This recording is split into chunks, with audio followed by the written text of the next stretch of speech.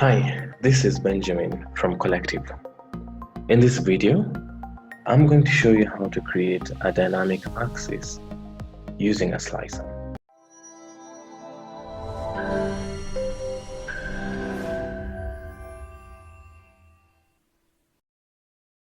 Now, we are already used to dynamic axis, and that is when you're using the drill through feature. So in this scenario, I've got my division and I've got my products. So if I want to see my divisions, it's on the upper hierarchy, so residential, commercial, and industrial. And when I drill through, then I see my product, which is like the engineering tiles and the rest. However, it's a bit more intuitive for the end user if you could be able to change these visuals by a slicer rather than going through the drill through. So to do this, I'm going to use a Power Query Editor, where initially I'm going to add an indexing column in the table that I am using. So for example, in this scenario, my table is the profit center. So I'm going to go to add column, index column, yeah? Once I have added this index column, which I'm going to use later on to create a relationship, I will duplicate my table. So let's duplicate that and then quickly rename it as my unpivot table. So once I have this, I'm going to remove the columns that I do not require. So the profit center, I don't require it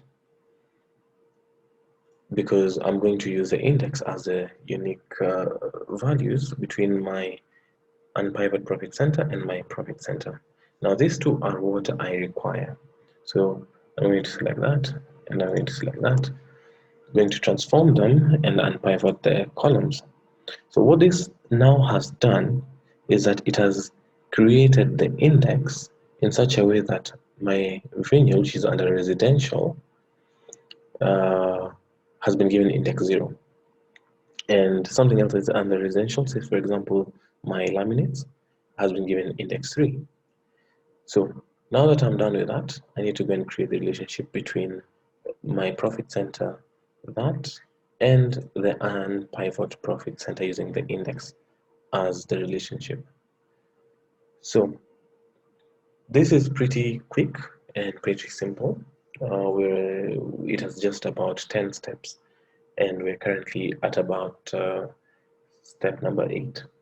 Once we have been able to set the relationship in both directions, then we shall be able to now go back to the report and create the report in such a way that we're going to see that we're going to be able to use the slicer.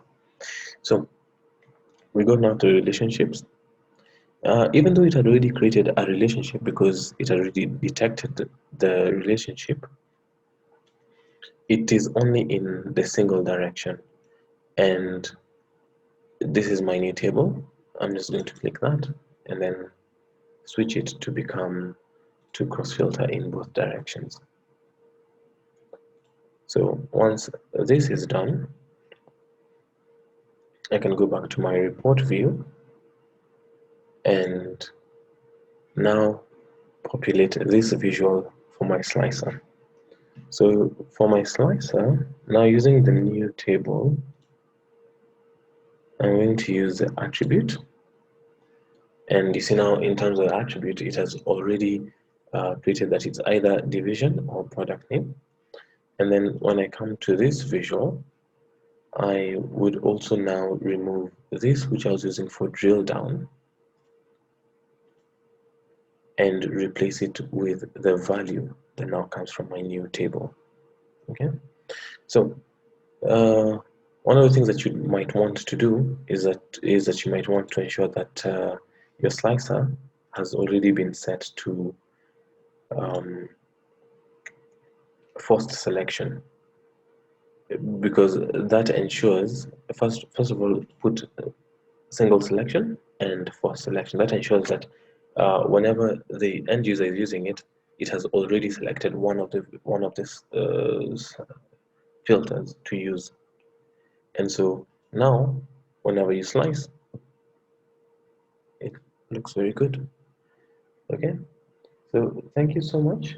Just to recap, we opened the Power Query, we added an index column, we then duplicated that table and renamed the table. Then we removed the columns that were not needed, unpivoted the columns that were needed, set the relationship to go in both directions, and then now come here and we were able to change the data such that it is now filtering by attribute, and my visual is filtering is showing the value. Thank you for listening, and for more videos from the team and I, follow Collectiv on LinkedIn and YouTube.